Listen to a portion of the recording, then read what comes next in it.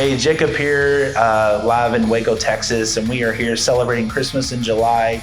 We are with the cast and crew with He Rules the World. He Rules the World is a rock-style Broadway story of the Nativity and just a story in the birth of Christ.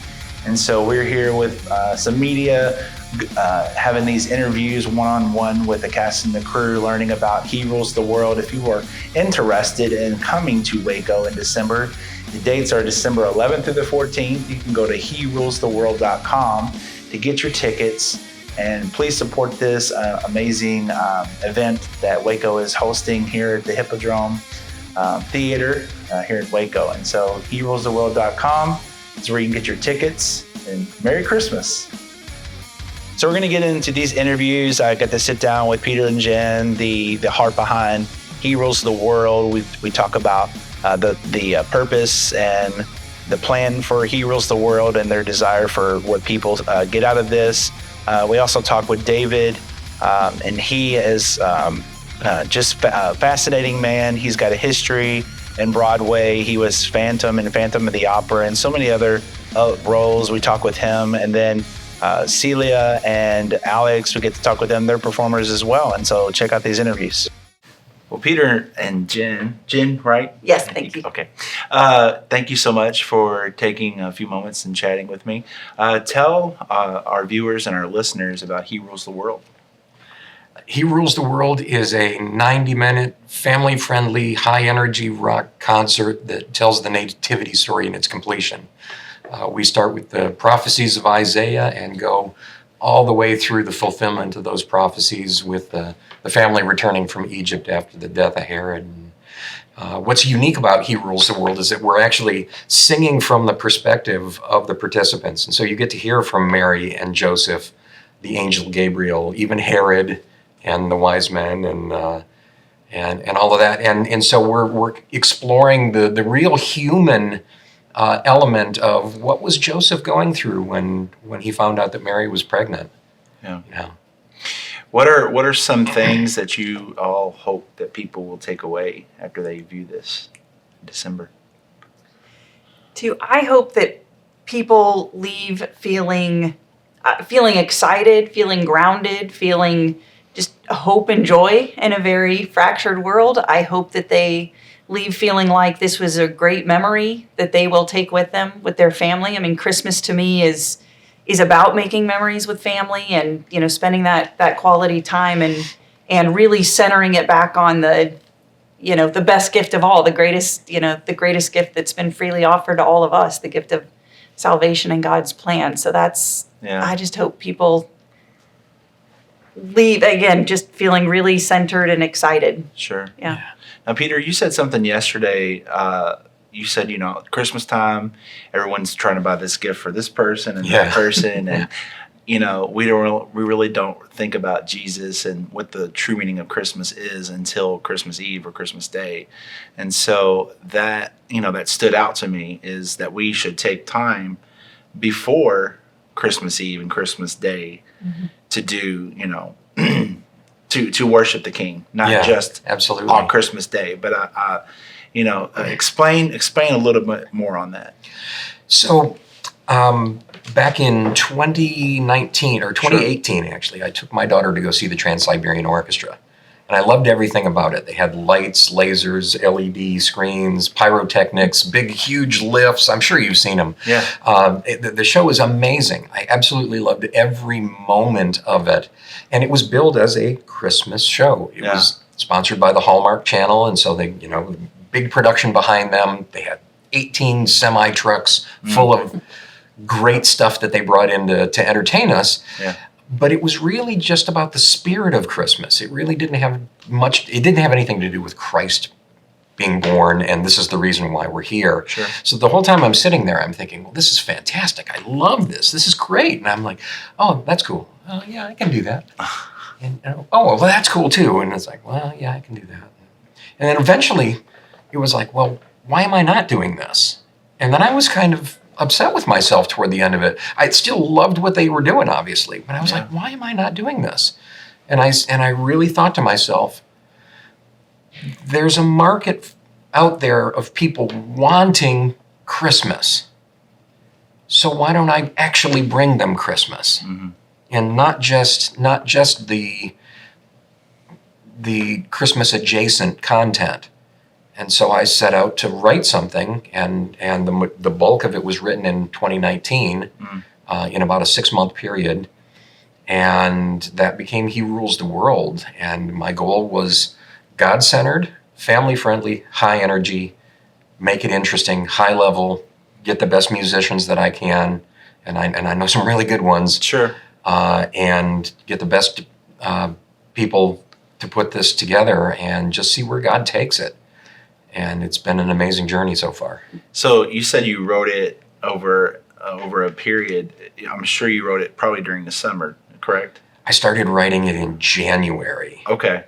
So it's been Christmas for me every day since Christmas of 2018. Well, I hear of these people like Bing Crosby and things like that when they wrote these humongous songs like White Christmas and stuff. They put, they recorded it first in the middle of the summer. And so I think about that. I'm like, yeah, they would have to do these things. Mel Torme and Robert Wells, Chestnuts Roasting on an Open Fire was written in the valley north of Los Angeles in the middle of the summer because they were sitting out on the front porch drinking lemonade in the sweltering heat in the 1940s without air conditioning. Yeah. And they're like, hey, Bob, write something down and tell me something that's going to cool me off. and that's where that song came from. And that's one of the greatest songs ever written. That's funny. Well, real quick. So Jen, you, I saw that you have a history with the Green Bay Packers. Excuse me. Yes, I'm an owner. Okay, nice. Go Packs. Yeah, that's a long story.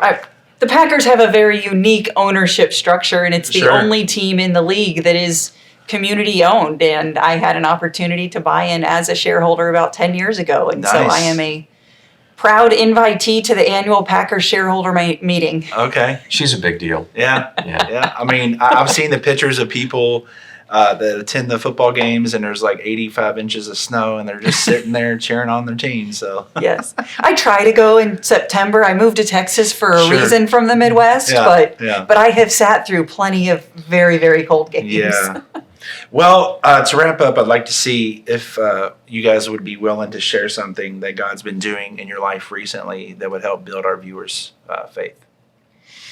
Yeah, absolutely. I mean, just my spiritual journey in researching this and actually putting this together has been just so solidifying in my faith that I'm finding that I'm more hungry every day for just give me more God, more content, tell me more about Jesus and all of this. It's been really amazing.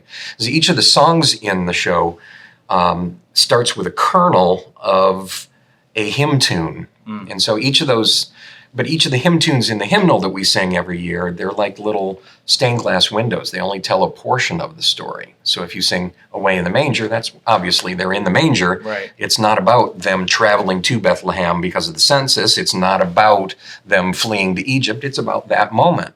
So what I did is I took each of these moments and lined those stained glass windows up next to each other to create the whole thing, and I'm using those hymn tunes in the moments where those were intended to be used for that part of the story, and just going in and digging into all of that, and then cross-referencing what's in the Bible, what does the Bible say, and what is in it. And the hymnal in the Bible is really, really very well aligned. Sure. It's incredible, and just learning the history behind all of that has just made me really hungry for it.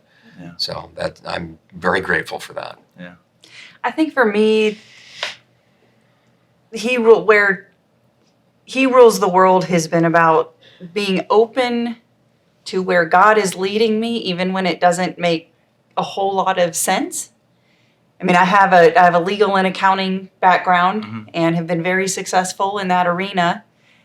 And I just felt very strongly early on that God was saying, I want you to do this. And it was like, you want me to executive produce a rock concert? in the entertainment area, that's not really me. And he was saying, well, I'm going to use the talents that I have been, growing and fostering in you for a long time, and the resources that I have given to you, and the gifts I've given you, and I'm going to pivot that to something else. And you've just had a can-do spirit about a lot of things for a long time, and I'm going to put this challenge in front of you. And so for me, it's just been about, to use a cliche, about really leaning into, getting out of my comfort zone and just learning to lean into that discomfort, because I know that that He rules the world is what God wants me to be focused on right now. Sure. And she's rocking it. Well, Peter and Jen, thank you all so much. He Rules the World. Where can people get tickets, and when are the dates for this? Tickets are available. Our website is herulestheworld.com. Okay. Tickets are actually live now. You can get them on the Waco Hippodrome website, Waco Hippodrome Theater. We will be here December 11th through 14th of this year. And we'll get the ticket link up on our website in the next couple of days. And we would love people to follow us on Facebook and on Instagram at He Rules the World Show. And we've got lots of updates up there as well. And we want to hear from people. What about MySpace? MySpace?